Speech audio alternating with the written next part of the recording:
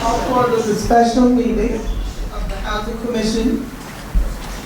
Tonight's meeting is a joint effort with the Connect Menlo Project, which is the project name of the City of Menlo Park's General Plan Update and the M2 Area Zoning Update, focusing on land use, mobility, and tonight's housing issues.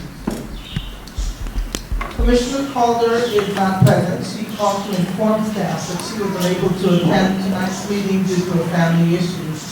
She would like to share her comment that she feels Menlo Park is already overcrowded, as are its schools. For limited development, she supports 2 or 3 BMR per development and supports the in-lieu fee policy in place of development. Thank you. We're on the public comment. The public may address the Commission on any subject not listed on the agenda. Each speaker may address the Commission once on the public comment for a limit of 3 minutes. Please clearly state your name. And if you'd like to, if you're a Valdez resident or where you live. The Commission cannot act on items not listed on the agenda, and therefore the Commission cannot respond to non-agenda issues brought up under public comment, other than to provide general information. We will now turn it over to our panel. Charlie Knox will take over. Thank you, Mr. Knox. Before you, Chairperson Clark, is there anybody in the public who had? Absolutely. Thank you, Charlie. I missed that.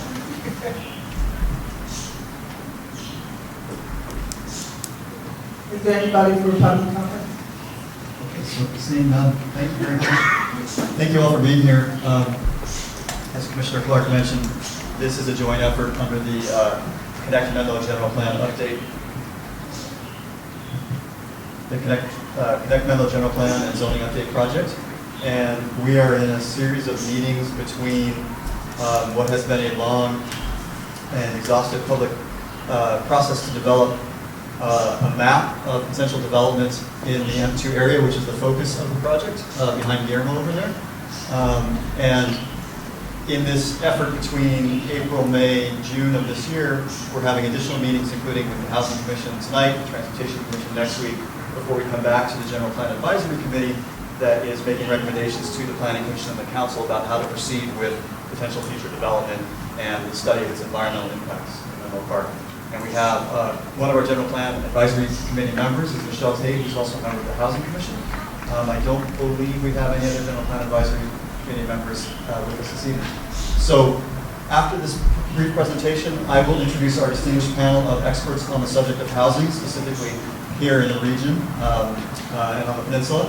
But before we do that, I'd like to introduce Justin Murphy from the City of Menlo Park, who's going to give us a little bit of an update on where we are in the Connect Menlo process. I also wanted to acknowledge Deanna Chow from the Community Development Department who's here this evening, as well as Rosie Dudley from PlaceWorks, which is where I work, and we are the lead consultants on the Connect Menlo project. So here's Justin. Thanks, Charlie. Good evening.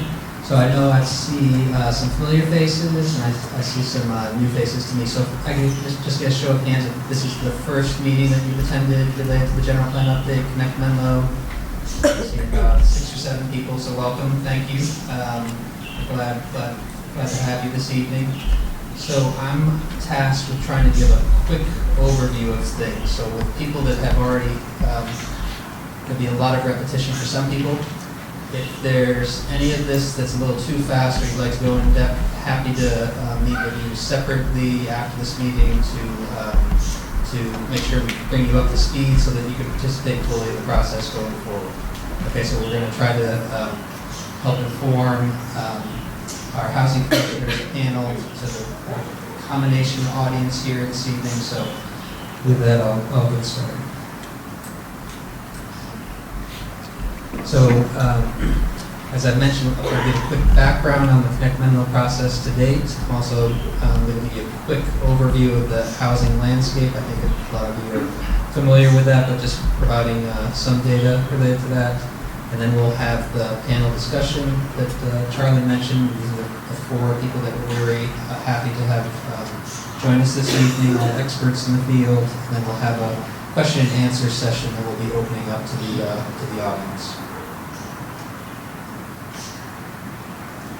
Okay, so one thing with that we do at every meeting just about is just review the city council's project objectives for updating the general plan. So we've been working on this for close to a year and a half now, from when the council first officially kicked us off on this. And so these are the basic objectives that we're looking to accomplish, related to some economic development interests, streamlining some review processes, but also preserving neighborhood character and making sure it's sustainable. So there's a mix of things that need to be balanced in pursuing this update. So there's been a lot of work to date over the past year specifically. And one of the key things accomplished today is the acceptance of community guiding principles. So the guiding principles are on the website. I'm going to pull up one this evening that's kind of especially germane to the housing topic. That provides, as we continue in developing goals, policies, programs, actions along the way, we're reflecting back on these guiding principles. The upcoming milestone that we're working towards is to be able to commence work on the environmental impact report and establishing a maximum potential development alternative that would establish an envelope that we would work within. Then there's work on goals, policies, programs over the summer, the draft zoning changes, and then a year's worth of work related to the analyzing the fiscal and environmental impacts with the target goal of adoption in July 2016. So there's 9 guiding principles, and I'm only pulling up one on the slide right now, and that's even though the principles aren't numbered, this is the principle that's listed first every time. And the part that's highlighted in the middle of it is related to housing. Housing that complements local job opportunities with affordability that limits displacement of current residents. So that's a big challenge and something that we're working towards, and subject of some debate about how best to accomplish that. And that's why we're bringing in some experts for some additional ideas of things that we can consider. So Charlie mentioned the map that's over there. This is just another version of this up on the screen. It is a color-coded map of various land uses, with blue being office, purple being hotel, yellow being residential. This map is being re-reviewed by the General Plan Advisory Committee, Planning Commission, City Council. We hope to be able to finalize it by the middle of June for purposes of study for the environmental and fiscal impacts of these potential land use changes. The overall flavor, I'll go through it quickly, is creating 2 distinct places in the M2 area, which is immediately adjacent to the Bellhaven neighborhood. And that's one of the key things is that the concept of new development in terms of modifying the zoning that creates opportunities for increased revenue for the city and community amenities. I'll go through the community amenities quickly in a minute.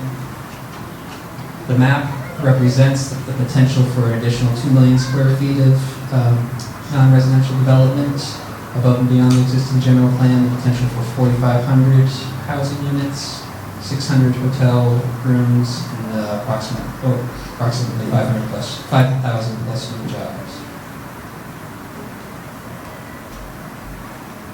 Specific to the topic of housing, housing is being considered from multiple perspectives.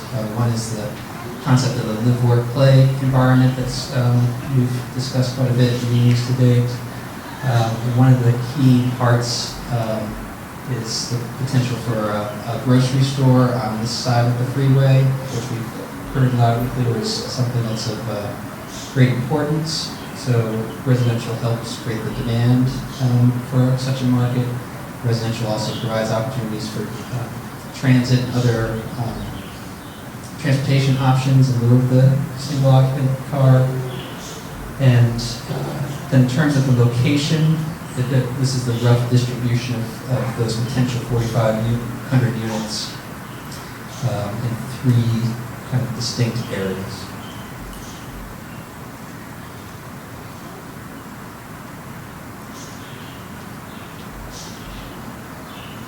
Okay, so I mentioned the community amenities, so we've gone through a pretty extensive process with online surveys, paper surveys, in-person workshops to identify a list of potential amenities that are desirable for the community.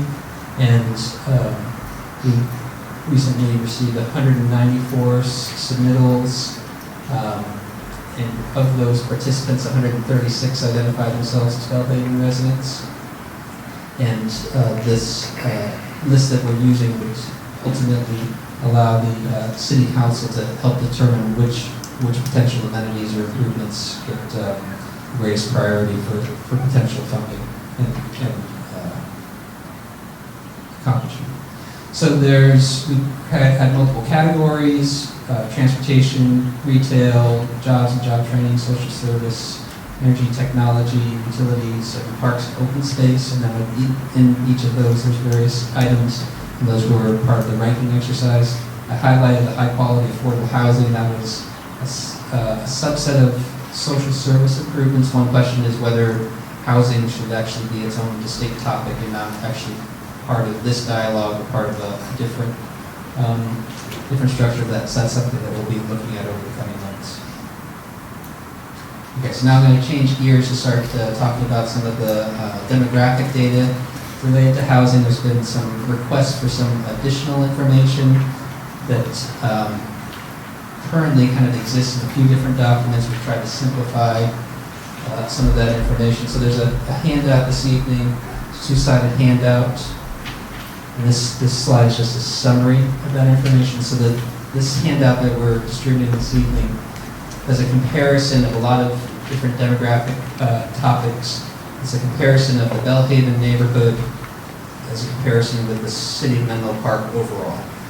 And so there's been a request to kind of have that data all in one place. So that's what we hope that this kind of simple 2-sided document covers. A lot of information has been released in previous studies and earlier in our existing conditions report and the city's housing element. So this is just intended not to supplant that other information, but just one other way of presenting. And so we highlighted a few things on this slide. And establishing the population gives you a scale of the Belhaven neighborhood compared to the rest of the city. But there's the two at the bottom of the slide related to the median income and the population with a bachelor's degree or higher really highlight some of the differences between Belhaven and the rest of the city, that create some of the challenges, especially as it relates to this issue of housing. So another thing that I want to kind of cover quickly is there's a lot of talk of jobs, housing, balance, and calculations. So I'm just wanting to cover 2 examples of calculating jobs, housing ratios. One is jobs per households, the other is jobs per employed residents. So in both of these calculations, the jobs number is fixed, and then there's a difference between households and employed residents. Either way, whether it's by households or employed residents, Menlo Park has more jobs than either of those. So in some minds, balance is 1-to-1, but given where we are, Menlo Park is most likely never achieved 1-to-1 balance. So it's not a matter of looking at jobs, housing balance for an individual city, but looking more from the region and beyond that. We're sensitive to this because we want to make sure that as we're exploring opportunities for non-residential development, that is done with, in a way that minimizes the situation getting worse. Because if the situation gets worse, then there's going to be more traffic impacts, more impacts for everybody. So I realized to date we've never really done these great calculations for people, so we want to just make sure that people understand what's involved with that. Okay, so then we'll go into the topic of affordability, and again, just kind of high level, making sure that there's kind of a common understanding that A lot of affordability calculations are based off area median income. And Menlo Park is within San Mateo County, and so the way that that's structured is based off the area median income for San Mateo County.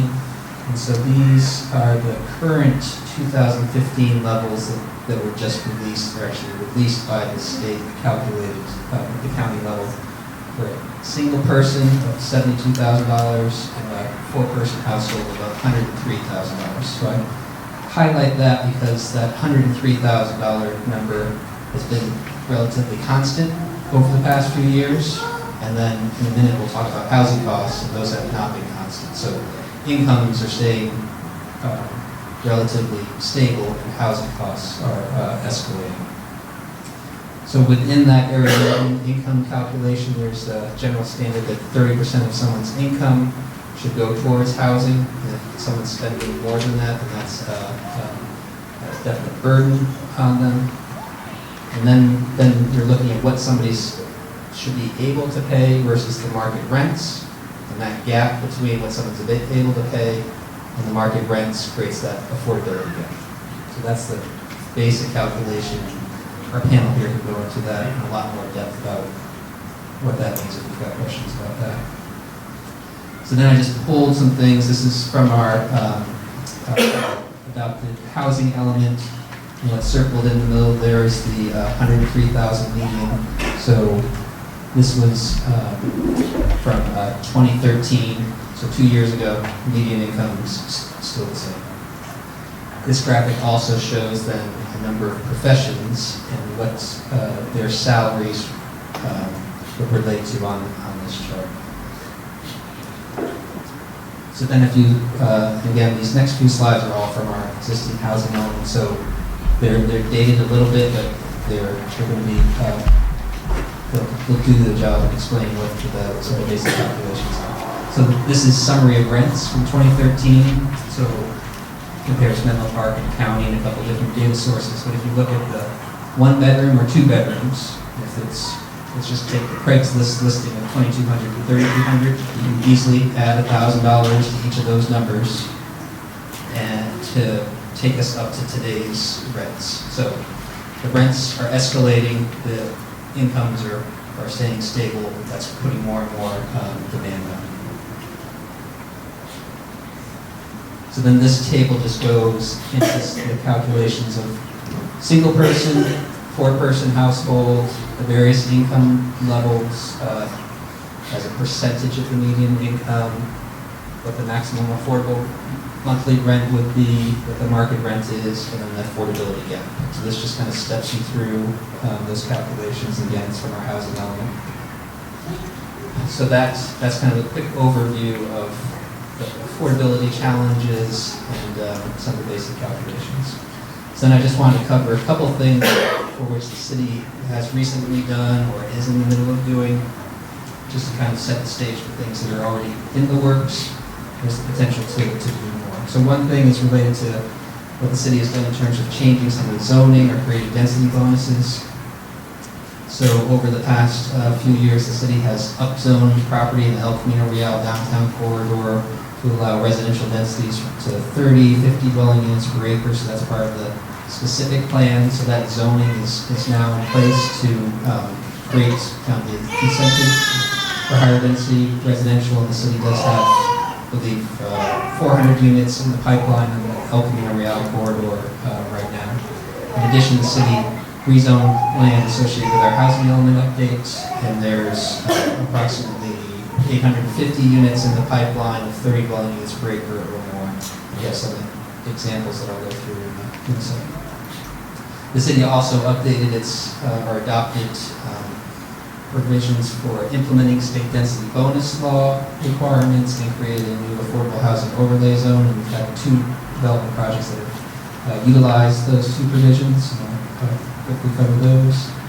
And then the city also has a below market rate housing program that's been in place since the 80s. It was updated in 2000. It's about to be updated again. We're in the process of participating with 12 other jurisdictions in San Mateo County to update the affordable housing nexus study.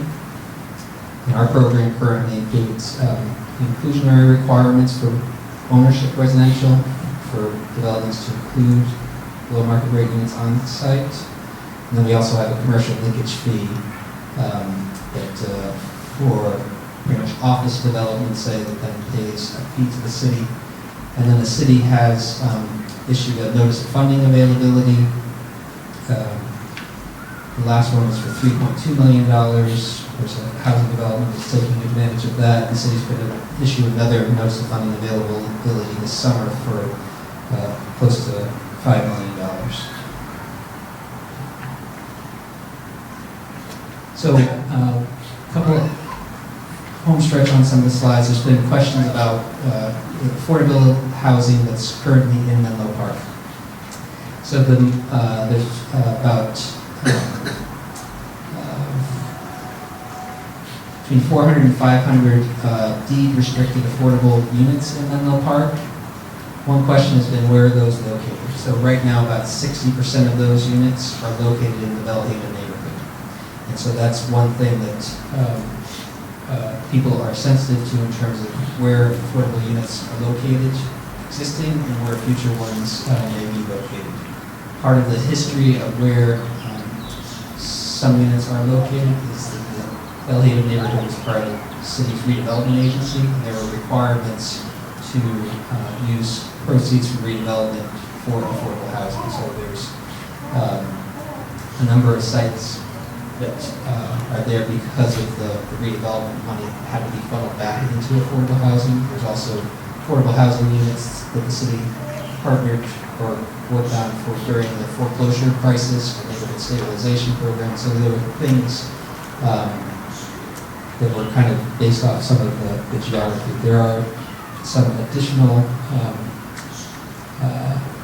below market rate units in the El Camino Real corridor that are in the works. There's 3 low-income ownership units that were recently completed in the past year, and there's 60 units under construction at the DEA campus for veterans.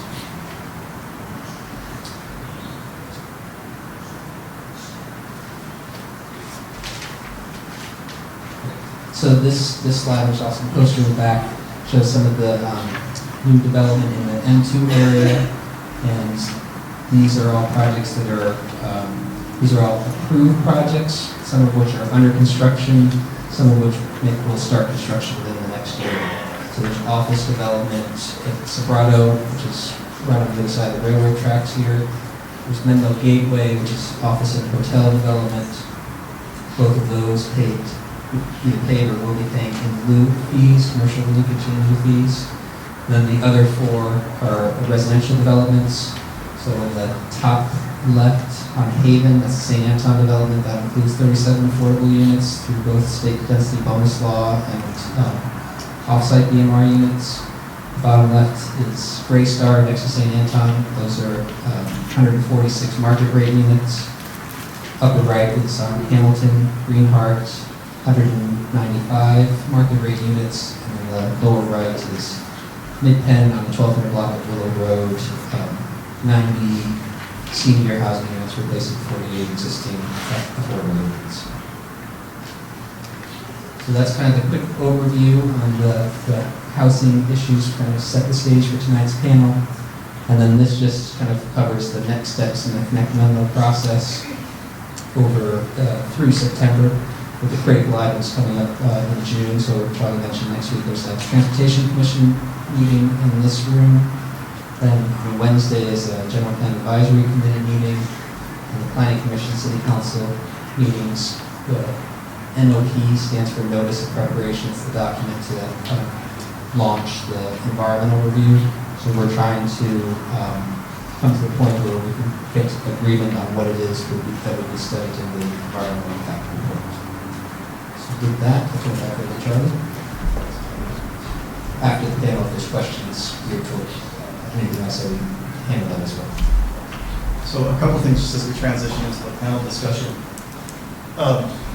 What Justin mentioned about the notice of preparation for the environmental review or the environmental impact report is based on a maximum development potential that could occur as a result of the update of the general plan. And you probably already know, but I'll remind us all that the City Council directed when this project started about a year ago that as a response to the demand for change in the M2 area surrounding Belhaven, that the focus of the general plan update would be the M2 area, and that the majority of Menlo Park, the existing residential neighborhoods, including the interior of Belhaven, really aren't anticipated or programmed to change much because of any of the programs in the general plan update or in any kind of zoning update for the M2 area. Now, obviously, if a great deal of change occurs in and around Belhaven, it's going to affect Belhaven directly, which is one of the reasons we've been having at least half, if not more, of the series of meetings, and I think we've had at least 20 or 25 here at the Senior Center or other places in Belhaven. So if you look at the map that's called the maximum development potential, the reason for studying what could end up being more than what actually occurs over the next 20 years is to determine what kinds of environmental impacts it might have, what kinds of effects on the neighborhood, what kind of effects on the rest of Menlo Park, including the traffic, which is a citywide update for the circulation element, and then determine whether that level of development is appropriate, if those impacts can be mitigated, or whether something within that envelope, something lesser, is also appropriate.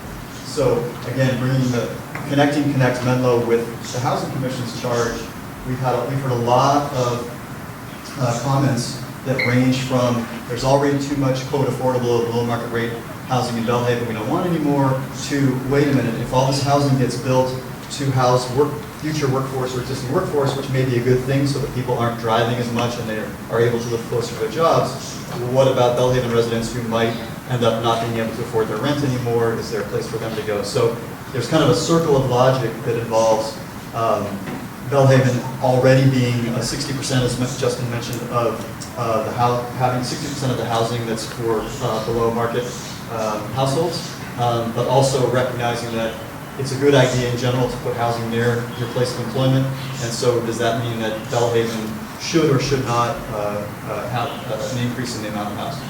And I think Justin may have mentioned that kind of the maximum development potential that you see so far in what's been reviewed by the public, the General Plan Advisory Committee, the Planning Commission, the City Council, is about 4,500 units of new housing. So it's pretty significant, which is why we're here tonight. So what I'd like to do with the Commission's approval is turn this over to our panel.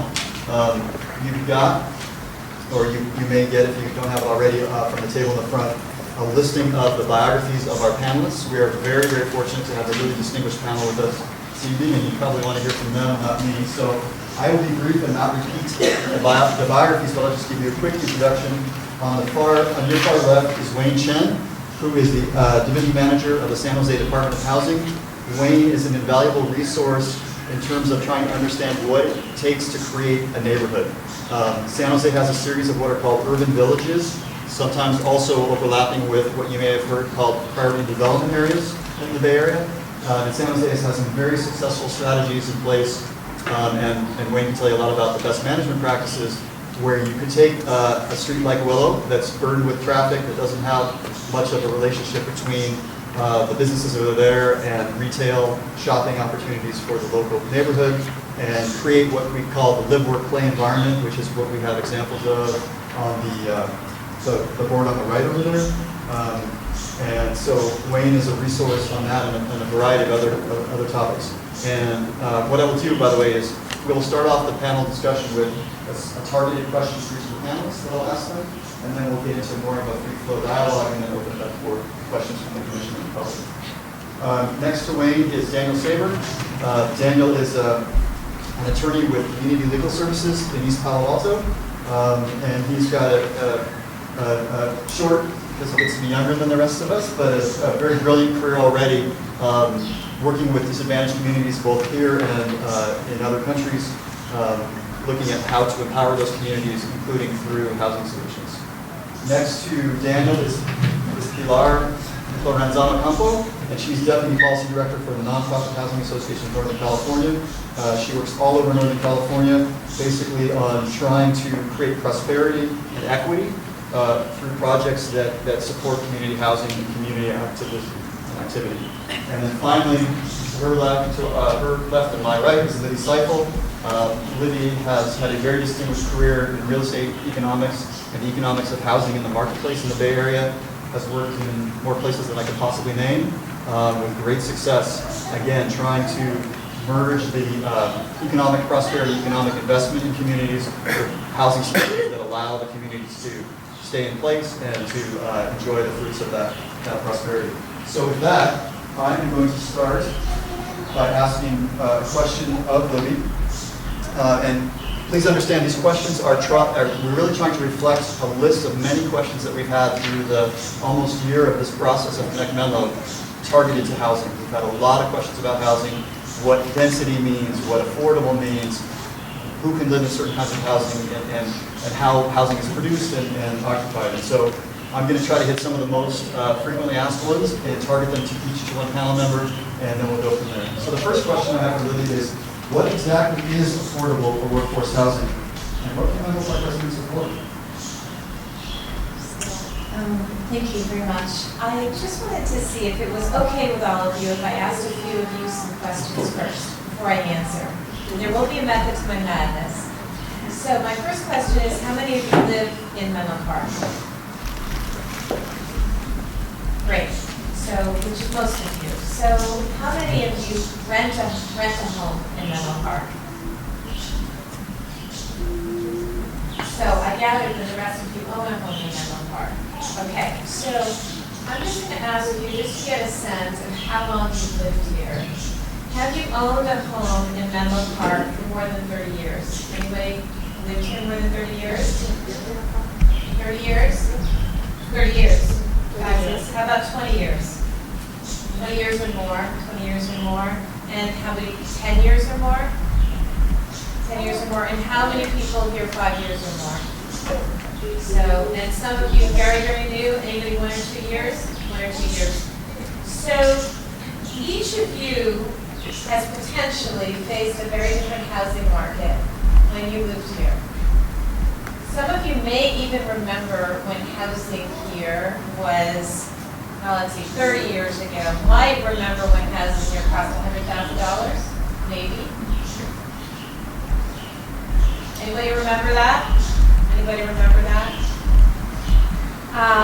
So I actually lived in Palo Alto for a number of years, and I was actually the beneficiary of workforce housing, of affordable housing, because my first house that I bought, because I really didn't have very much money, and the only way I could afford a down payment was literally because my mother died and left me an inheritance, and I had $10,000 in my inheritance, and that didn't actually get me very far. But Palo Alto Housing Corporation, a nonprofit, built a condominium development, maybe some of you remember, on California Avenue. And I was the first homeowner, first president of the Homeowners Association there. And I was able to buy into that housing because I was basically like a moderate income household at the time. And I paid $160,000 for my condo. So I actually do remember when housing was close to that.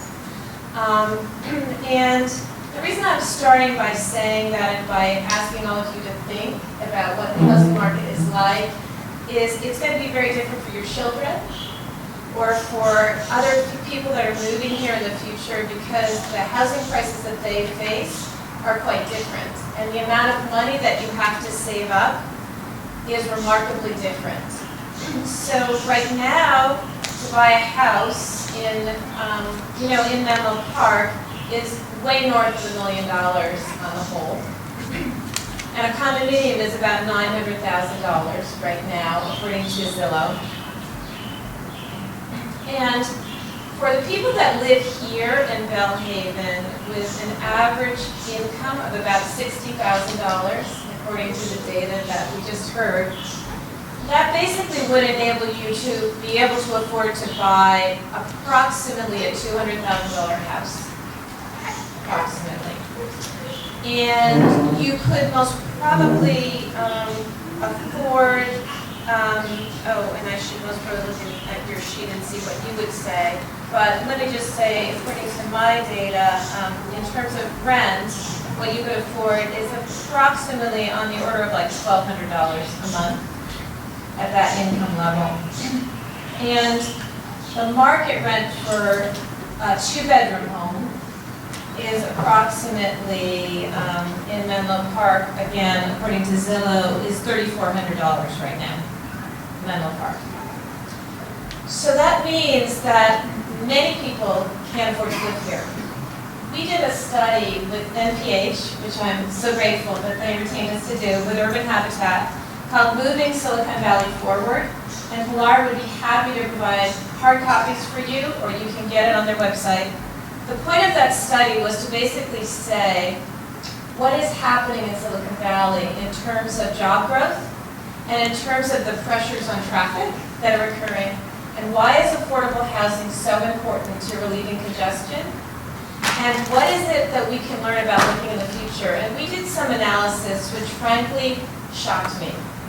According to the California EDD, the Employment Development Department, the amount of growth of jobs that pay $50,000 or less, now this, I'll buy it, is a couple of years old, that percentage is, what do you think? Anybody have a guess? The percentage of new jobs that are paying $50,000. Anybody have a guess? I want to make sure that I don't screw this up, but it is 20%? Anybody want to say it's higher than that, or lower than that, or where would you think? I have a lot of slides and I'm like trying to make sure I get the exact right number. Keep guessing. Anybody have any other guesses? 7. 7? Well, I'm going to give you a big hint. It is a lot higher. 50 or under? $50,000 or less paying salary, $50,000 or less. What percentage of new job growth? 80%. Looking into the future. 80%? 2/3, 67%. 2/3 of the jobs paying $50,000 or less. Now, it's arguable, there are lots of statistics we got, and, we had some pushback on this statistic, but it is definitely true, because I've been looking at this in the Bay Area, that what you hear on the media about the lack of the middle class, about the middle going away, is true. The growth is at the bottom, and the growth is at the top. So middle income housing, workforce housing, for those people that are teachers, that are working in our communities, police officers, whatever. I know there are a lot of, we're going to talk about this. Service workers. Many of the folks that are earning, $25,000 and less are service workers. I know that many of the people living in this neighborhood sometimes have to have 2 and 3 jobs just to be able to afford the rent. So we have to do something about this. And I know that it's really hard for communities to accept, but the gaps are so significant, and the job growth that's occurring is in predominantly, or at least at a large degree, in lower wage paying jobs. And the separation of those who have access to housing and those who have not, as it widens, it is more difficult. The other thing that and I know I'm taking a long time, but I want to make one other really important point, because one of the reasons I started with how long have you lived here is I am very, very fortunate. I consider myself extraordinarily lucky because I got that first house. And after I bought that first house, I actually bought another house in Palo Alto. I sold that house, and I bought a house in Palo Alto, which I fixed up. And then I sold that house, and I bought another house, and I fixed it up. And then I sold another house, and it used to be a pattern, and I fixed it up. And I did my next house, which I'm now fixing up, but I'm not selling this one for a long time. So each time I did that, I was able to go up the tree. So I now live in San Francisco. I am very blessed to live in San Francisco. But the reason that I am blessed and can live in San Francisco is because I got an inheritance that enabled me to buy my first home, that I got into the market, that I was able to keep going up the market, and I was able to enter at a time when I could actually afford to enter the market. I couldn't, right now, with what I earn right now, I could not afford to buy the house that I live in right now. So I say that very strongly and carefully because the people that are most vulnerable in your community are the renters, and you have a high proportion of renters in this neighborhood, and those renters are not building up equity. And those people who rent are also the people that are working often in the service professions and the professions that are so vital for this community. And what happens is those people get forced out because that is most probably what will happen if you don't provide housing, is the commutes will get longer and longer and longer. And that's bad for everybody. And that's a lot of the message of moving Silicon Valley forward. And it's sort of like why we're like these rah-rah people about affordable housing. So one of my particular pitches to all of you, and you're going to hear it thematically through, is really why we need more housing. And why we need more housing affordable to all income levels. So that we can provide for a mix of people to stay in this community. And in particular, why, even though I know it's not always as popular, why rental housing is so critically important to provide. And in order to provide rental housing, we are talking about higher density housing. That is going to be what's most viable. And I know, again, that can be hard for people to understand and know about. So I apologize for taking so long, but I really wanted to set the context for this part of the discussion. Thank you, Libby. So, I guess the answer really to the question is what can the workforce afford is really not something that's out there in the market right now. And that's really, I think, the crux of this set of information is we not, even without the change that is coming that could create positive amenities, positive impacts on the community, right now we're in a situation where there's a huge gap between what we as a community can afford and what's available to buy. I want to turn to Pilar now and transfer from this idea of the affordability gap to what really is the right fit for jobs and housing. We talk a lot at our commissions, planning commission, council, but also in the economic process with the public about jobs, housing balance. And I have maintained throughout this process that this idea that you have to have a one-to-one jobs housing balance is relatively idealistic, especially in the peninsula. We have communities in the peninsula that are well over 2-to-1, well over 3-to-1 now. I think we all have a sense that with 80% of the traffic that comes through Willow and Bayfront beginning somewhere else and going somewhere else besides Menlo Park, that really our regional commute pattern is driven by this disparity between housing and communities and where the jobs are. And of course, even if you put jobs right next to housing, unless you have the ability, say as a large employer, to give transit passes to your employees and not allow them to drive to work, people are going to make choices based on where they live and where they want to work. I go back to the commercial I mentioned once before. It was on TV for a very short time, but it was a woman who worked on the peninsula and lived in Tracy, talking about how great her hybrid car was because she saved all this money on gas and she didn't pollute the environment. And it just went right over the fact that she drives from Tracy to the peninsula and back every single day. And we know a lot of these stories. We know a lot of folks that are coming very long distances. And so it's not just about balance, because balance is really a regional, Bay Area-wide, peninsula-wide, Silicon Valley-wide problem, but maybe it's more about fit. And so Pilar, tell us, what is jobs, housing, fit? Okay, so I'm gonna give in to peer pressure and stand. I was gonna say, but for those of you that are wondering, my name is Pilar, and that's a Filipino name. And if any one of you know any Filipinos, it's very dangerous to hand us a mic because immediately I think karaoke. But I'm not gonna do that today. So I guess my second confession is thank you for the question about jobs, housing, fit. I actually work in affordable housing. Clearly, I represent the nonprofit housing organization, but it feels like more and more every day I keep talking about jobs. And the reason being kind of like jobs, job growth is really what is driving the demand for affordable housing. So we heard from Justin earlier today about the metric around jobs housing balance, which as he explained really well, the idea is if you have a balance of 1.0, that means you have equal number of employed residents to the number of jobs that your city has, that you're in balance. Well, it turns out that this metric doesn't really work well. The reason cities use this metric is that at the state level, this is the metric that the Office of Planning and Research actually requires cities to measure, so that's why we're looking at that. But for the past 5-6 years or so, there are a number of academic institutions and researchers that have been looking at this different metric, the metric of fit.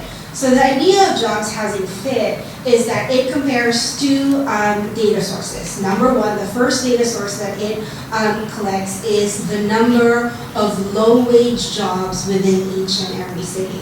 Low-wage jobs being those jobs that pay around like minimum wage, $9 an hour. It compares those number of jobs, that quantity of jobs, to the number of homes that are affordable to people earning $9 an hour, assuming that you should only be paying 30% of your income in rent. So you can probably see where I'm going with this, right? So now instead of comparing number of employed residents to the number of jobs, we're now comparing number of low-wage workers to the number of homes that are available to them. And because Libby kicked us off with kind of like the guessing game, I'm going to ask you all, what do you think the jobs housing fit ratio is for the city of Menlo Park? 0? Okay, it's not that bad. No, not 0. Okay, maybe there's no context, so maybe this is not a good guessing game. So I'll tell you what the number is. The number is 5. So that doesn't sound too horrible, right? But what that actually means is that you have 5 low-wage workers competing for each single affordable home in your city. So that is not a good number. The reason that is not a good number is that you guys are facing additional job growth, right? Yeah. There's a certain tech sector industry player that is proposing to expand and increase, not just one, there are numerous expansion proposals that are being considered in Silicon Valley. And I think what the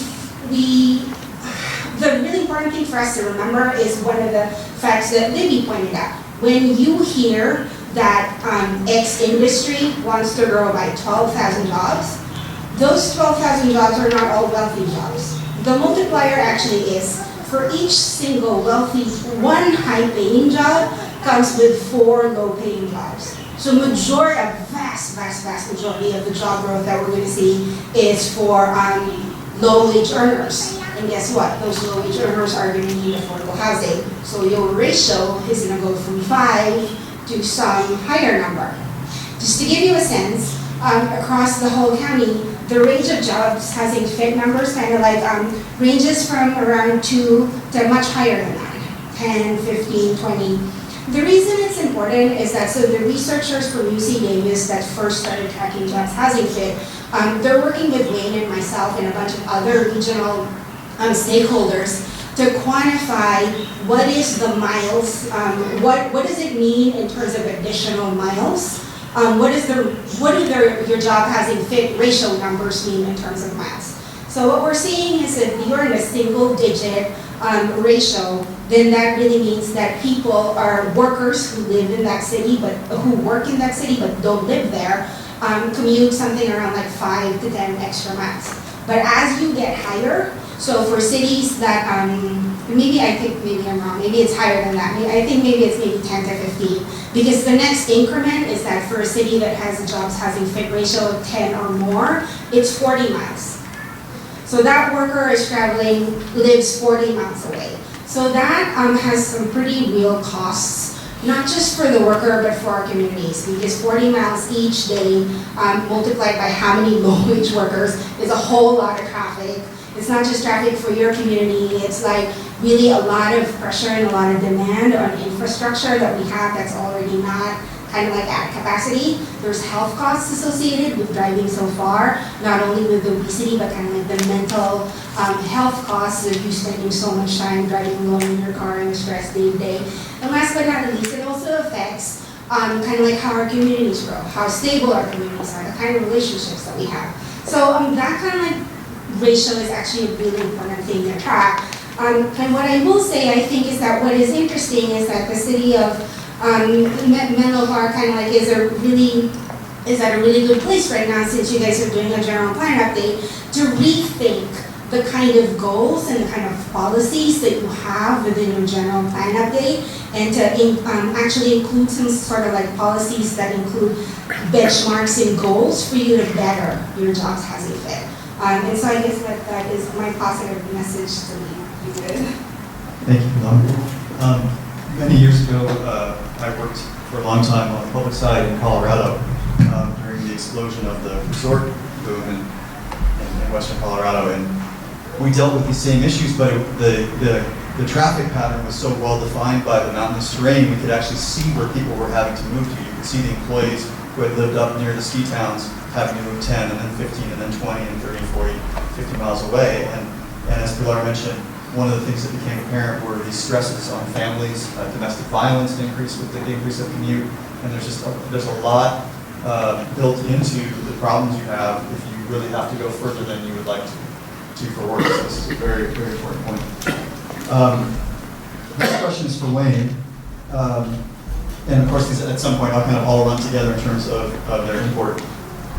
Why is it important for a community to have a variety of housing options? And what can Menlo Park put in place to ensure that new housing is high quality? That's something that the community has really stressed, and accompanied with the service improvements that will be made by your residents. Great. Well, thank you very much for the question. And I want to thank the Housing Commission, the City of Menlo Park, actually, the public, you, for being here and having us here to talk about what's really a complex, interrelated set of issues. So I'm very grateful to be here. We also want to say that the City of San Jose has a housing commission, but we don't have birds at our meeting, and I think it's really a treat to be here to have birds and all that. What I wanted to do just really quickly is to give you a sense of sort of our thought process and sort of the issues that we are thinking through as we look at the future of San Jose and our place in the region. I think that's really helpful sort of context to set before we sort of dive into what we think are responses or solutions to whatever perceived problem that there is. Helps to get a sense of how we're orienting ourselves to issues. And then I'll turn over really quickly to talk about this notion of urban villages, what it is, and how we're looking to implement this type of strategy. So first of all, there certainly is a distinction between San Jose and Menlo Park in terms of the geographic size. That said, I think we share a lot of similarities in that a lot of folks who come to San Jose feel that they're, despite the size, has a small town feel, because it's composed of many neighborhoods. And certainly the housing issues that we face in San Jose are the same housing issues faced throughout the Bay Area, and certainly the same issues that the City of Menlo Park faces. We're a diverse community. We have many areas of wealthy folks, wealthy communities, and we have other areas that are more diverse in terms of the ethnic composition, in terms of the lower income population, more the working class neighborhoods. And in those neighborhoods, folks are extremely proud of where they live. They feel like they built up, invested in their community. They embrace the future and potential change, but they also want to keep their character and their authenticity and to remain true to who they are. And so when we, the city, engage with the community, we have to always be mindful of that and to respect that. And I think that's incredibly important. While we face together both the opportunities and challenges that come with future growth. I think one of the nice things of being in the city of San Jose is that as a whole, we are welcoming a change. Our philosophy is if we don't plan for the change, and we don't plan for the growth will come and it will be done in a bad way. And it will be worse, not just for the city, but it will be worse for the region. And so we want to be good regional players, but we also want to do what's right for the community, which is to plan for the change. The alternative, we think, would be worse off. So in terms of approaching the future is we need to be real about, again, both the opportunities and challenges and have a space for that conversation. This is exactly what you're doing right now. So I'm really, really impressed by the community turnout and by having this forum for this conversation. And then this notion of the shared responsibility of the future and how do we sort of create that and also contribute to that. Really just to wrap up this part of it is, unlike other cities in the Bay Area, certainly on the peninsula, the city of San Jose is housing rich and jobs poor. And that puts us in a very interesting position because our electeds are certainly concerned about economic growth and jobs, as are all the electeds in all the cities. We try to walk a very delicate line. You'll hear folks saying, we've done our fair share of housing, we've been a better community, finally, it's time for other cities to pick up their fair share, because unequivocally, the cities who are housing rich, jobs poor, are picking up some of the housing responsibilities of that other cities may not necessarily be picking up. At the same time, and I think this is sort of the nuance to walk, is that while we want to grow our job base, and we probably want to disproportionately grow our jobs base faster than we add housing, we also must recognize that we still need to add housing. That it's not just a simple trade-off between jobs versus housing. We don't even know if all jobs are the same or if they're good for the community. And we need to distinguish between the types of housing and where they are located. So I think we really need to be more nuanced and sophisticated in the way we talk about jobs and housing, that the generic nature of it doesn't quite get us to the place where we need to go. So we think there's a false choice there. We need to really look at both sides and how do we plan for both.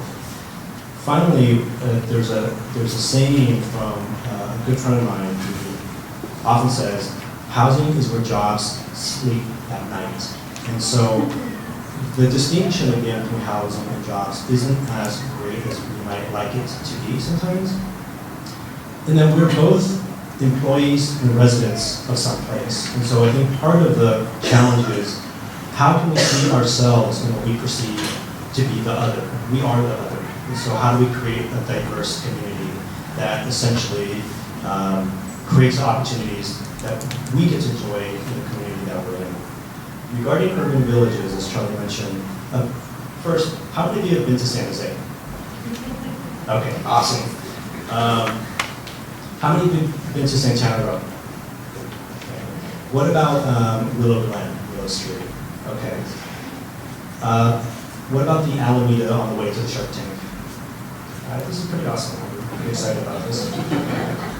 All three of these places are different examples of what urban villages are. I think the most iconic one that folks relate to the most is Santana Row. It's mixed use, it's denser, it's walkable when you're inside. It gets some critiques because it's very high end, it's luxury, and it doesn't necessarily connect to the built environment outside. It's sort of a wall paradise. Okay. Willow Glen is more walkable, it's lower scale, it has different features. The main concept of urban villages, though, is that they're closer to areas where there are amenities, shopping, jobs, transit. There's opportunities to build up, but to do it in a very coherent way that fits in with the neighborhood. There's 70 of these, and we're trying to figure out how to build these things. These are in our general plan to be achieved by the year 2040. They're phased out in 3 phases called horizons. Each horizon is about an 8-year phase. These communities are meant to be diverse. And what's challenging right now is we're in the midst of this notion of jobs versus housing.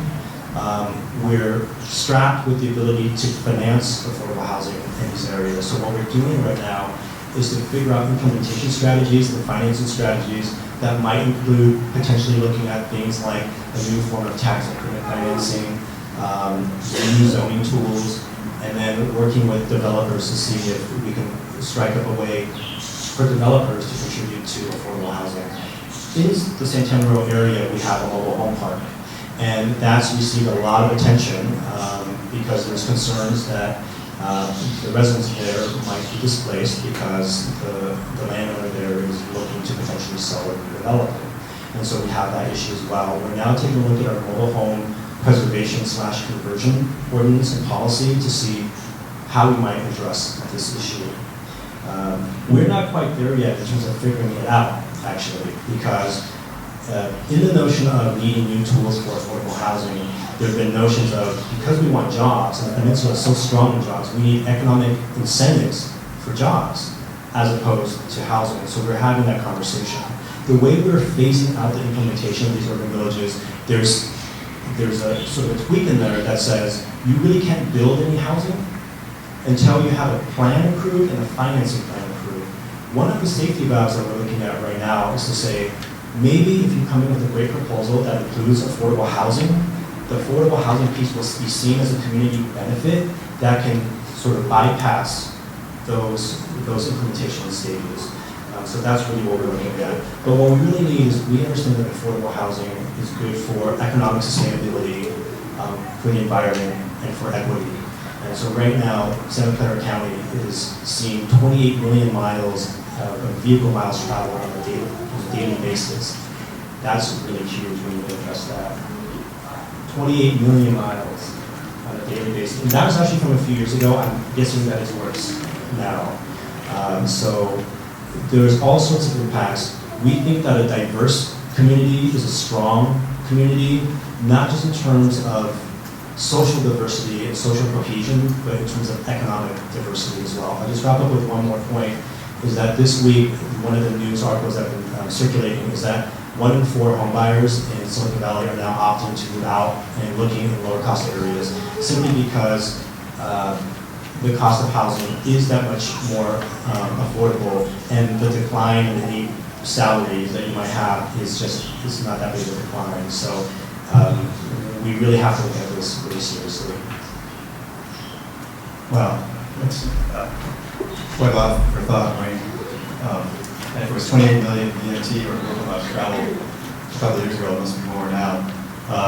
I was at a meeting here yesterday and took Caltrain and BART back to the East Bay, which is the first time I've done that in a while, and you could have doubled or tripled the size of the train and it still would have been full. It's just amazing how many people are moving around and are choosing to live in one place and work in another. Something you mentioned I think that's really important as a segue to a question for Daniel is this idea of affordable housing or housing at all as an amenity. And one of the discussions we've had throughout the almost year now for the Connect Memo process is this idea that an increment or increase in growth in the M2 area in and of itself would not only drive change, but would also be able to create amenities for the city as a whole, citywide revenue generation and services, but also amenities specific to Belhaven. And one of the things that we really talk a lot about is whether or not affordable housing or even market rate housing is an amenity. In other words, if you're going to bring more jobs, if you're going to build economic prosperity, is housing something that just the community absolutely has to have. And it's not so much a matter of the development community saying we want to build housing, but the community locally here saying we need the housing. And the real question has been how much, what kinds, and where it goes. But another underlying theme is that what about the folks who are here in Belhaven that are already getting priced out before any new development happens? I mean, this has been going on for a while now. There have been some positive effects of change. Crime has gone down. Interest in the community has gone up for those who've been able to stay. But what about the folks who are really up against it and really are having trouble staying? Daniel, what have you learned from your work here in Peninsula and other places in terms of strategies that we can learn from to prevent displacement of residents, to give the local residents who are here now an opportunity to stay here, even if it's not in the exact same rental ownership unit they're living in now? Yeah, thank you. And I would like to also thank everybody here for allowing me to come and speak and for putting on this event and having the conversation. I think it's really critical that you guys are doing this, and hopefully this is informative and will be helpful as you begin to make decisions. I'm going to do a long wind-up to answering the question. Hopefully not that long, though. So I'm the person on the panel to talk to you about displacement and what we're going to do about that. And before I actually talk about the specific types of policies that you could use to try and prevent displacement or mitigate it in some ways, I want to talk a little bit more about what displacement is, how it happens, kind of what it means. And broadly speaking, you guys are doing a review of your general plan, and what you're really talking about is a process of neighborhood change.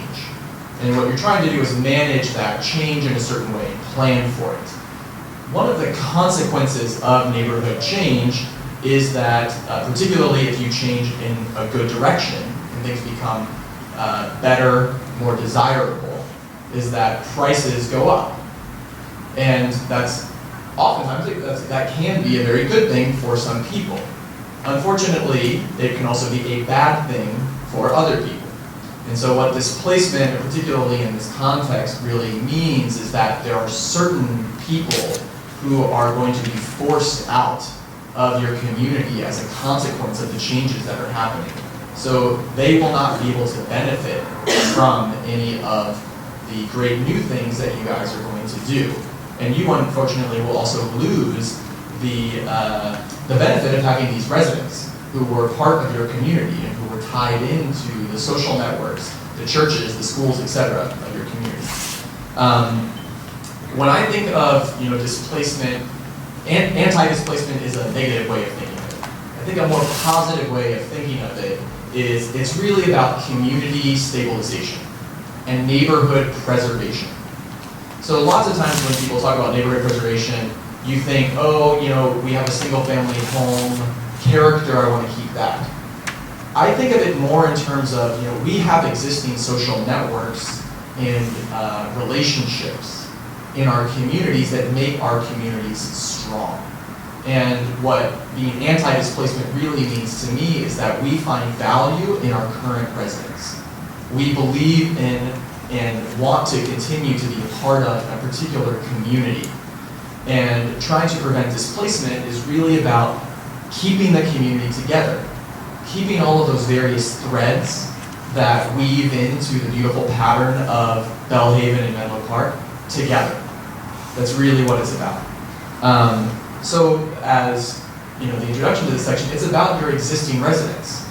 We're doing a lot of planning for future growth, but then the question also is, what do you do for the people that are here now? What do you do for your neighbors?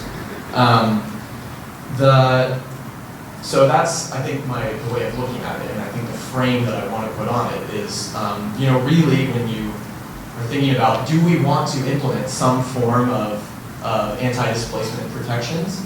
I think the question is, do you value your community members now? And if the answer to that is yes, we do, then I think you have to look at policies that will try and keep those people here. Now that isn't to the exclusion of also planning for new growth. I'm really in favor of, there is going to be growth, I completely agree, and you'd rather plan for it so that it's done well. And this I would see as a complementary strategy. So this needs to be done along with all of the planning for growth, including production of housing and specifically affordable housing. So I want to make that very clear that this isn't an and or. This is a both, really, at the same time kind of issue.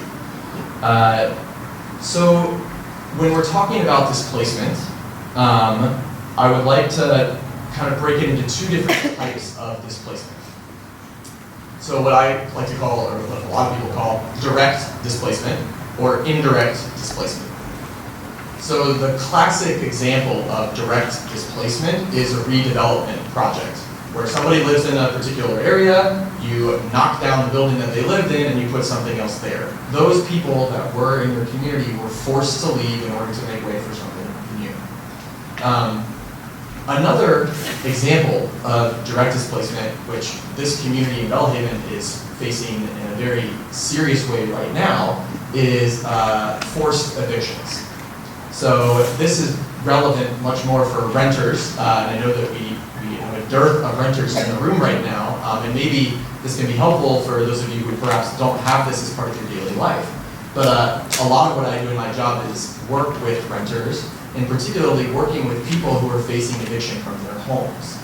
In Menlo Park, as it is right now, you can be evicted from your apartment or your home for any reason at all, or for no reason at all, as long as it's not an illegal reason, and there's only two of those, discrimination and retaliation. So, I don't like the hat that you're wearing, I can evict you. We just don't get along. I thought you gave me a funny look the other day. I just want to make a lot more money. All of those are actually valid, legal reasons to kick someone out of their home. It does not matter how long you've been there at all. So that's the current state of the law. And I consider that to be a direct form of displacement because you're forcing someone out against their will. These people aren't choosing to leave. That is a slightly different scenario than what I would call indirect displacement. Indirect displacement still results in displacement. It still results in people leaving when they want to stay. But the classic example of indirect displacement is a massive increase in your housing costs that you simply can't afford. So from the rental side, this would be a big rent increase. And again, I would say the rule, the law right now, and the city of Menlo Park is that if you're a renter, your rent can increase in any amount that your landlord desires, as long as they give you a notice. And the most they have to give you is 60 days. So a $1,000 rent increase on 60 days notice, perfectly legal. A $2,000 rent increase on 60 days, totally legal. Can't do anything about it from a legal perspective. Functionally, for a lot of families, particularly families that are lower income or middle income, that's a functional eviction. You have to leave. So I work with families, and a lot of families here in the Belhaven neighborhood, who are forced out of their homes because they can't afford this $400 rent increase because they just got a $300 rent increase last year, and they're not all of a sudden getting paid $700 a month more.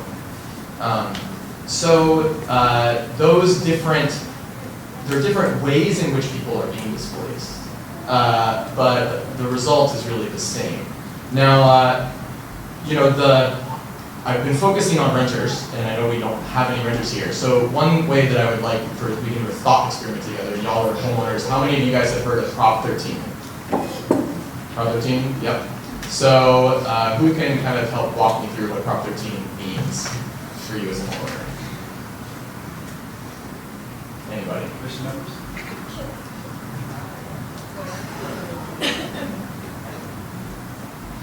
It's okay.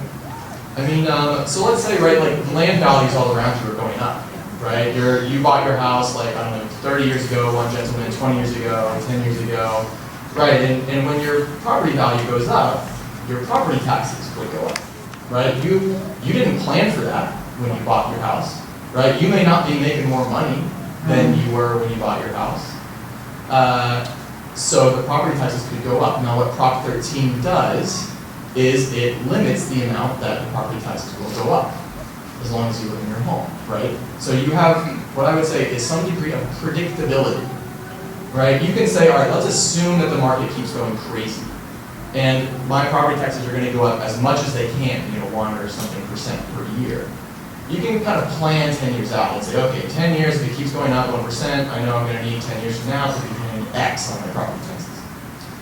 Renters don't have that stability, right? So what I just told you was, imagine as a homeowner, if they told you, well, your property value went up last year $200,000.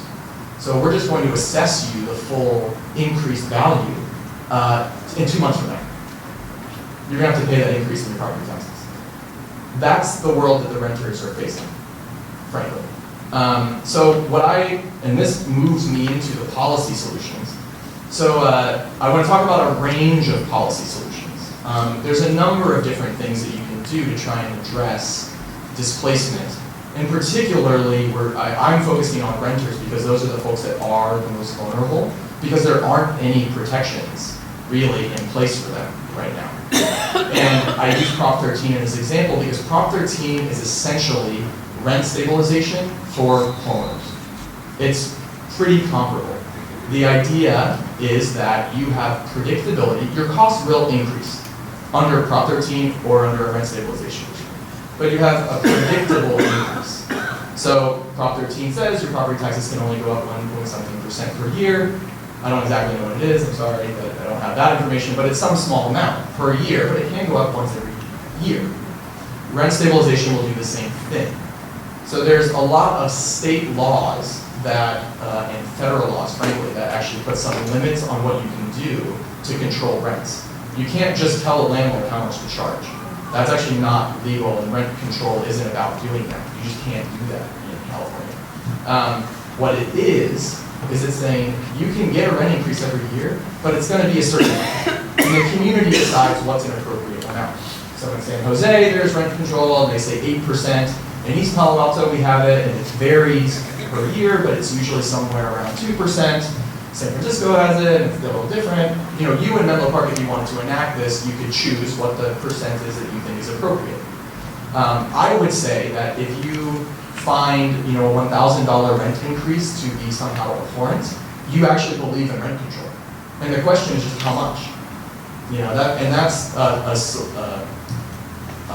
you can craft it however you like, really.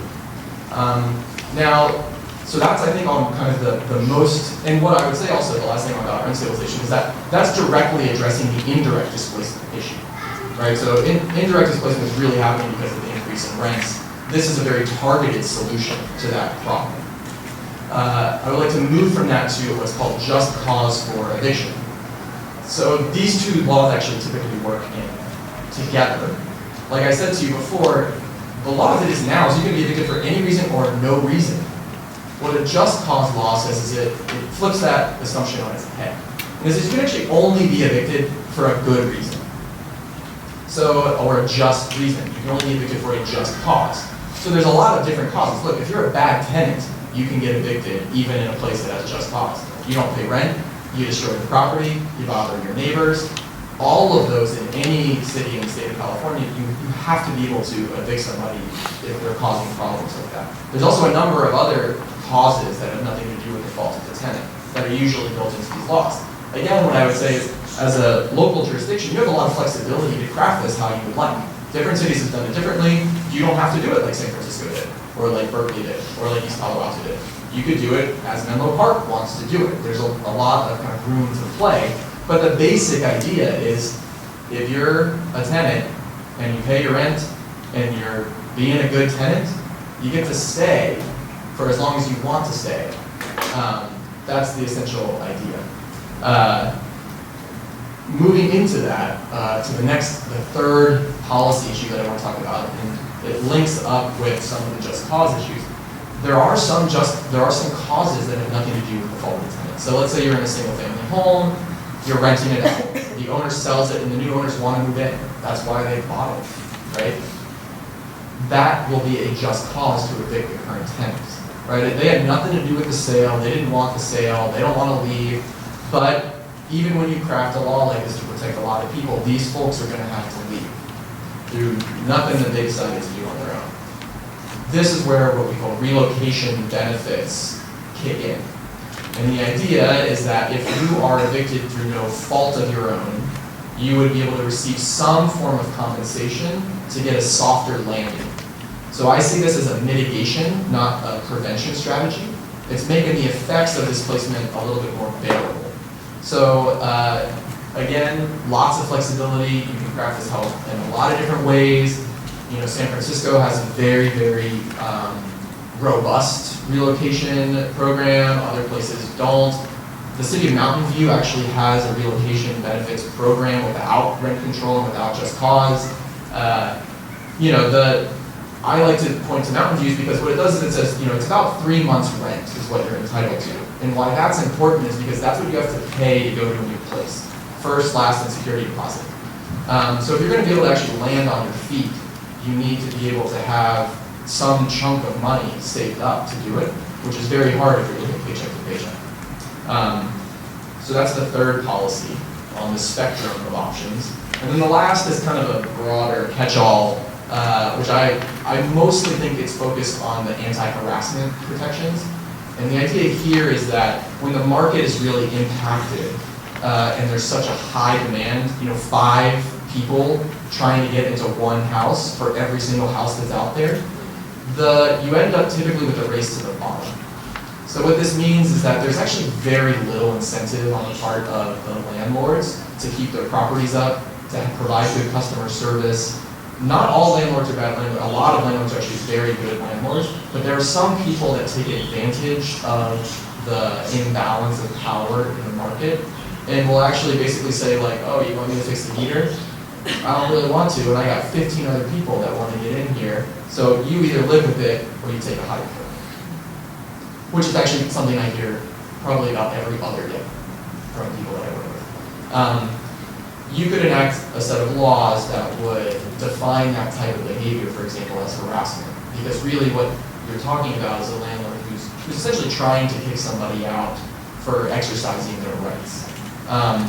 There are already some protections that exist in the law for that sort of situation, but for example, in East Palo Alto and in Oakland, there are more robust sets of protections that we put in place to try and minimize that dynamic where people are really being taken advantage of. So, again, not everybody is a bad actor. There are a lot of great landlords out there, and I'm very thankful whenever I encounter enough for them. What I would say is that for all of the good folks that are out there, these policies actually won't affect you. If you're not evicting people for no reason, and if you're not jacking the rents at $1,000 and you're not harassing folks, having these laws in place actually won't change the way you do business. The only people that are going to have to adjust their business are the folks who are doing things that the community has deemed to be the sort of business that we're not really interested in having in our community. So you can enact all, I would say, the best sort of approach would be to take all of these together. You certainly could take some of them. Anything is better than what you have right now, which is quite frankly nothing.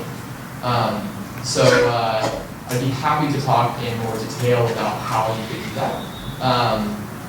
But that's kind of the broad spectrum painting for you. Wow, and an excellent spectrum it has been among all our panelists in terms of all of the opportunities and choices that are out there. I want to come back to one of the reasons why we're here, one of the reasons why we plan. I've often said through my career that if planning in an ideal world, an ideal social structure, you wouldn't need planning because people would just do the right thing and help each other out and you'd have complete communities. And planning is really a socialist function in a capitalist society where we're trying to take market forces that cause change and turn them into positive arrangements for our community, including preservation and stabilization. But I want to come back to where we started, which is you wouldn't need any of these reactive policy measures to growth if the market were to provide what really would be neighborhood preservation, stabilization, anti-displacement, which is more housing affordable to the people who are here already. And so there are some tensions between just providing a bunch of new housing and what it looks like. It might look more like something on the board than a single-family home on a small lot in Belhaven. And those are certainly things that require some social acceptance and some community conversation. But in addition to policies to protect the community, to stabilize rents, to stabilize the neighborhood, one of the solutions to displacement is more housing, and more housing right here. And so what I want to do now is open up first to the commission, and there's no pressure, by the way. So I've got more questions I can ask the panel, but I wanted to give the commission members first, and then the public a chance to ask direct questions, either for the panel and you can choose who answers, or for any particular panelist. So starting with the commission, is there anything you've heard you want to follow up on? Do you have a different original question that you wanted either the panel as a whole to discuss or any panelists to answer? Any thoughts or ideas? And if not, we can hold off and ask the public first and come back to you. I don't have any immediate questions. I think we could ask. This has just been tremendously helpful. I just thank the panel and all of you. It's just been very helpful. I don't have specific questions right now. Juliana, Michelle? Okay, Maya?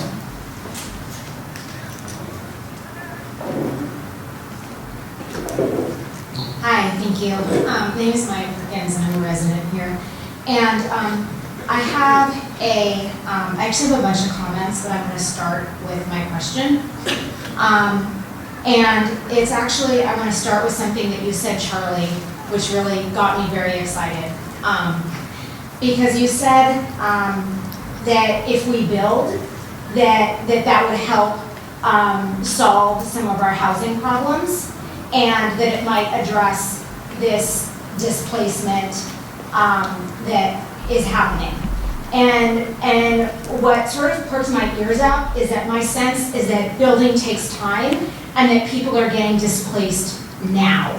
And I see it around my neighborhood with homes going up for sale, families moving out, renters leaving. And so I guess what I wanna know from the panel is, how does that work? Like, how can we build fast enough to address the people that are leaving now? Daniel and I have already worked out a compromise. How do we build it fast enough so that people are not forced out? We can't build it fast enough, which is not to say we shouldn't build. I think the correct answer there is that we should build and preserve at the same time. I also want to say that it's important to note that one of the point that Charlie raised about the fact that we just need to build more housing is true.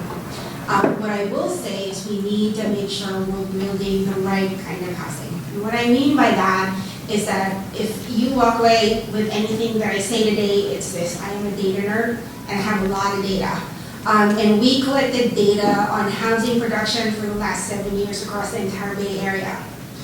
Across the entire Bay Area, if we count up everything that got built in the 9 counties in the past 70 years, we built 90% of what rich people needed in terms of housing. We built 23% of what poor people needed in terms of housing. So right there, it is just not about just building. It's about building the right kinds of products so that we have housing across all incomes. To focus a little bit more on San Mateo County and specifically in Menlo Park, the trajectory, the pattern that we're seeing around building holds true. At the county level, at the city level, we're building way more for rich people than we are for everyone else. That is not true for your city. For your city, you guys are like really underbuilding. You have reached kind of like 40% of what the above moderate, the wealthy people need in terms of housing, but you've only built 20% of what everyone else needs. So for Menlo Park, you guys need to get building. You need to prioritize affordable housing for people that have income restrictions, so everyone who needs help. There are a whole host of solutions with that, but maybe I'll leave that for later. To kind of like just leave you with the thing of like, there are solutions in place. Some of the programs and some of the policies you already have, they're not working as well. So it's really worth taking a look at the tools that you're already using and seeing how to make them better so that you can up the production rate of housing that you have. And then I'm sure Pilar, Daniel wants to say Pilar, something. can you repeat the numbers for Menlo Park? Sure, absolutely. And I actually have a spreadsheet, so I'm not lying. In between 2007 and 2013, the city of Menlo Park built 43% of what what people earning more than, what people earning 117,000 make. So 43% of what those households needed. For everyone else, everyone earning 77,000 and below, the city only built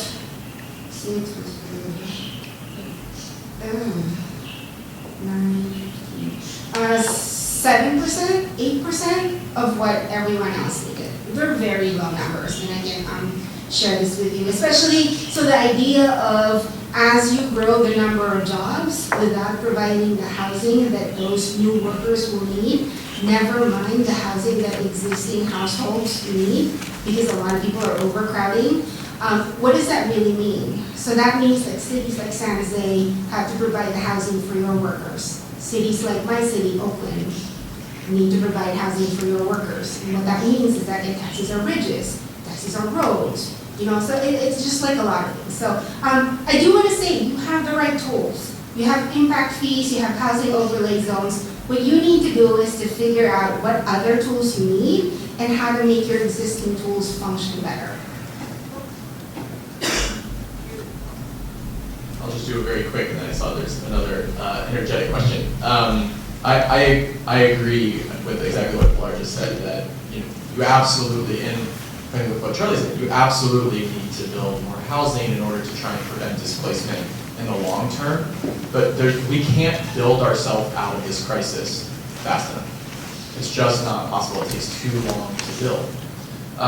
There are creative ways that I would just put on the table. There are creative ways, I think, that we could think about trying to link some of the kind of neighborhood preservation and community preservation strategies to production targets. So for example, you could implement some of these protection preservation strategies and say, okay, well, once we get our jobs housing fit together, well, then they'll expire, because then we will have an equilibrated market and we won't have all these power dynamics that are causing the problems now. So you could, for example, have a time-limited rent stabilization program that would expire once you actually hit equilibrium, for example. There's a lot of things that I think haven't been tried yet in other jurisdictions that, if folks here had interest, and you obviously have a very talented staff, you could think through some creative, kind of innovative solutions that would really try and address this kind of holistically, taking a multiplicity of approaches all at the same time. Any other panelists want to weigh in, or should we go to the next question? Vicky? I'm pretty boisterous, so you can probably hear me. Can you go to the mic so it's recorded? Oh, okay. Please. You can still be boisterous. What you guys shared with us was just absolutely valuable. I wish our council members were here so they could hear it, because it's just incredible what you've shared, and I thank you so much. One of the things I want to ask you is, in these new communities that you're seeing being erected regularly, and in communities of color specifically, such as Belhaven, what are you seeing as being utilized to integrate these communities as they're coming in and bombarding these communities such as Belhaven? That's one question. The other one is when Charlie was talking about numbers, 60% of affordable housing was selected to be placed in Belhaven. I don't know if anybody knows, and why was it selected? I know my theory behind it. And so out of 60% of housing, affordable housing was placed in Belhaven, what percentage along west of El Pino? And the other thing that we're pretty concerned about is the numbers, and that greatest impact of 4,500 new housing placed in a community of 5,000, while infrastructure doesn't exist for that capacity of new residents. Because if you calculate it, that's probably 10 to 20,000 additional cars, because that's probably 2 to 3 cars per household. And so I was hoping you could maybe address some of those questions, please. And thank you again for the information. I could take a first stab. Thank you very much for the question. I guess to piggyback on the remarks made by Pilar, and the notion of the market is communities want the market to function. You want to be able to have developers who want to come to your community and build. And so the main question, the main issue is whether the market functions well for everyone. And so when most folks talk about the market, it's this sort of generic notion, and that everyone's sort of generically served by it, but it's not true. And at the same time, there's not enough public tools to do what the market won't provide on its own. So that's the inherent conundrum that we face, at least as public agencies. Some of the things that we're looking at, and I'll just sort of list them, and there's pros and cons and challenges for each one of them, is a lot of folks are talking about sort of community land trusts and the land acquisition strategy. Where you can get the land, control and ownership of the land is really important. Again, do cities have the resources to do that? That's one question. There is a bill, AB 2135, that was signed into law last year by the governor, basically requiring public agencies disposing of surplus lands to include, if it gets sold off for residential development, to include as part of that development proposal 25% affordable housing. What we're finding out is that some agencies in some cities may not feel that it applies to them. And so I think in terms of the implementation piece, is to really kind of take a look and see if that's something that your city is doing. And even working to see if folks like VTA or the transit agencies are participating in that piece. We're right now waiting for a Supreme Court decision on our inclusionary housing policy. Are any of you familiar with the notion of inclusionary housing? So just very briefly, it's just a requirement that cities may have whereby if a market rate developer wants to develop in a city, that part of that development includes affordable housing. And so the city of San Jose's inclusionary housing policy was challenged over the last few years. And we just heard, we just had the Supreme Court hear the case after an appeal that set it up. So So we're waiting to hear whether that land use authority can be returned to us, and we hope to hear in maybe a couple of months on what the Supreme Court decides. This would be returning a land use authority that cities have always had, but because of various forces in the last few years, the pendulum has sort of swung the other way to sort of limit the ability of cities to regulate a public purpose. So that's what we're hoping for. I believe Menlo Park has a density bonus, which basically provides some incentives for developers to include in the development proposal affordable housing if offered some additional benefits for additional growth. And then finally, I would say, take a look at your employers. I mean, Facebook is starting to look at housing, and it has done some housing, but I think we're really looking at an era where we cannot look to the old ways and the old systems and the old traditional players. We have to look at new systems, new partnerships, new means, new mechanisms, and really the conversation should be who has a responsibility in contributing to the quality of the community. And if you're benefiting from that, how do you contribute back to the community? And so having a frame and space for that conversation is really important. And so hopefully the private sector that is producing a lot of the jobs can help contribute. The commercial linkage fee is one way to do that, but there are other ways, such as development agreements from companies. So that's some brief thoughts there. And I want to ask Libby, do you have any other kinds of either policy approaches or strategic approaches you want to add that you've seen either work well or things we should stay away from if you've seen those as well? Well, this is not quite about affordable housing, but it did come to mind as folks were talking about the amenities and what's needed, the infrastructure. How can we accommodate this much housing? And so in San Francisco, we worked on the Eastern Neighborhoods Plan, which was a plan to actually rezone a lot of the eastern neighborhoods in San Francisco to provide for more housing where there used to be industrial and commercial uses. And obviously where there were industrial uses, there weren't the amenities that were needed, the parks or the retail, the kinds of neighborhood amenities, the improvements to the streets, trees, et cetera, that you would want to see. And so in eastern neighborhoods, there's actually an area-specific set of impact fees that are in place, that are charged, that go back into the community to help fund amenities within that community. So that's a strategy that talks a little bit more about the amenities piece from the earlier question. Another thought that I would just have was just to add on to the land piece that is not often explored, and I think could be explored more, and particularly in Menlo Park, because I know this exists, is you do have a lot of long-time property owners here.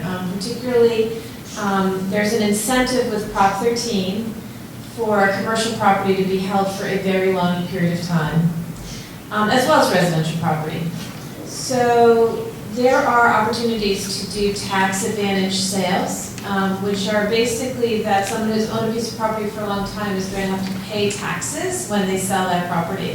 And this could apply for inheritance property as well. And so the idea is that there is a structure worked out where a donation, in essence, a kind of quasi-partial donation occurs, without getting into the technical details, but it enables the person selling to be able to sell the property, in essence, for less than they might otherwise because they get a tax benefit. And it is not really being done enough, and was something to kind of align with the community land trust idea.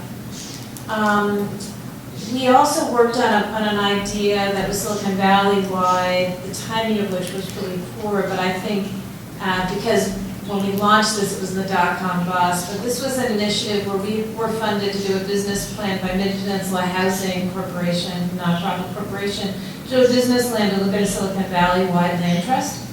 And the concept of that was to combine this idea of tax advantage sales, but also to provide for the potential donation of stocks or other sources of funds that would actually fund this housing land trust.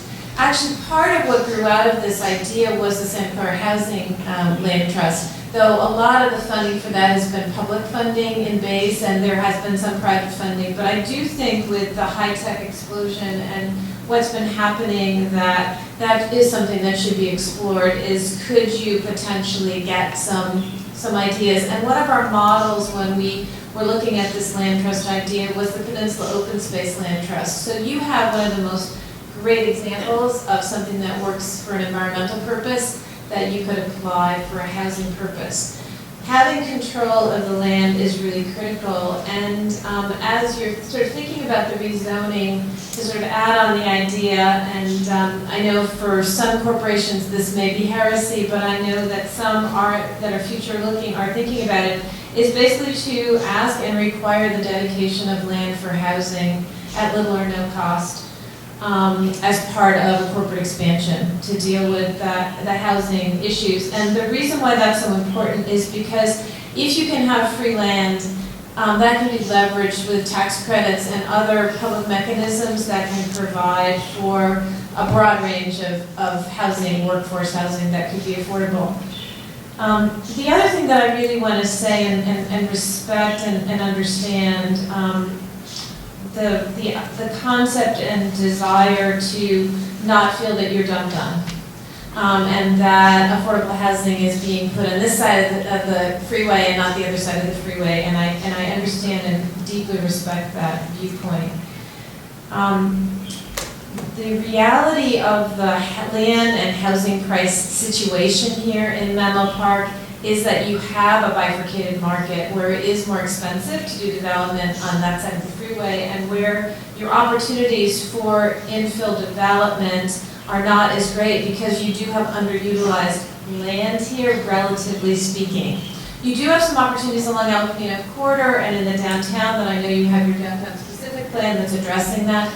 But in terms of opportunities for growth here in Menlo Park, a lot of where your opportunities are is in this neighborhood.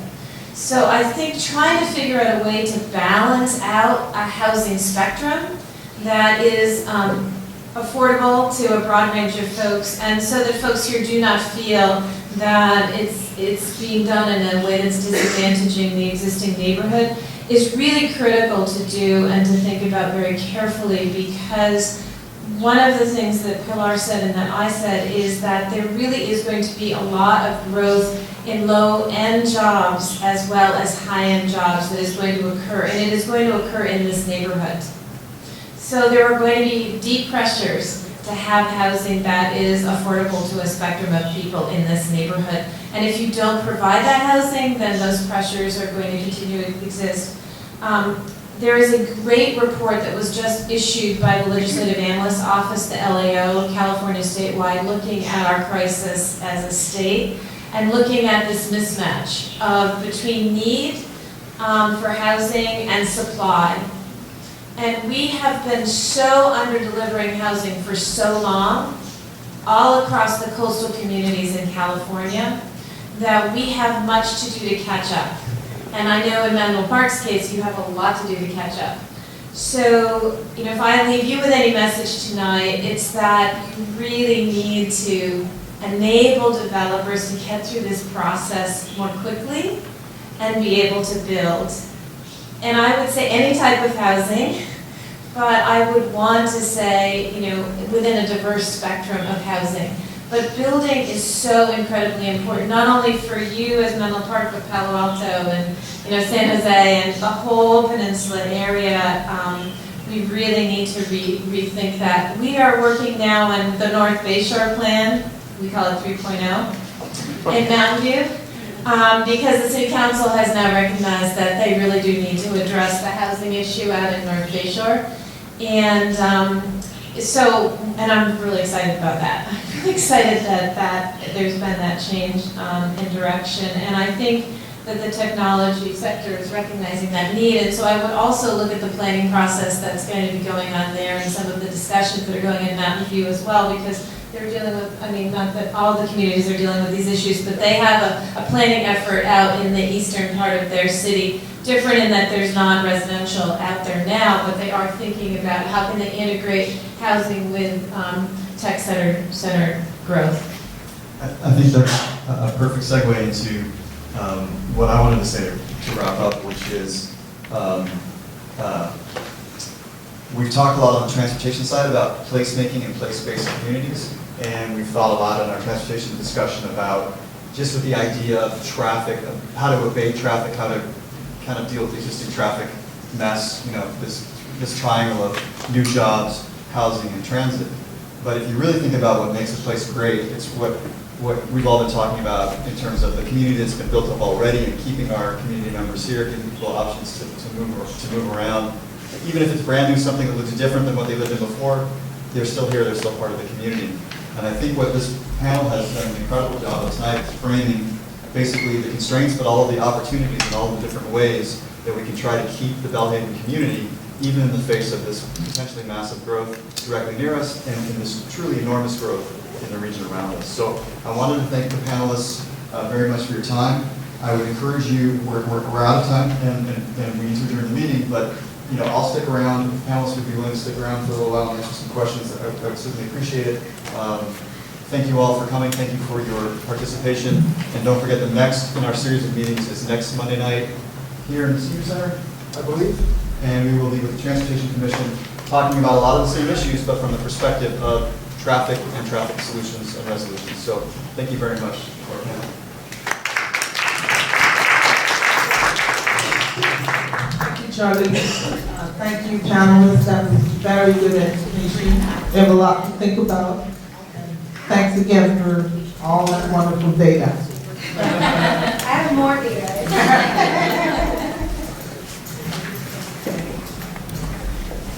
So at this time, I'm going to give a motion and second to adjourn the Housing Commission meeting for August 5th, 2015 regular quarterly meeting.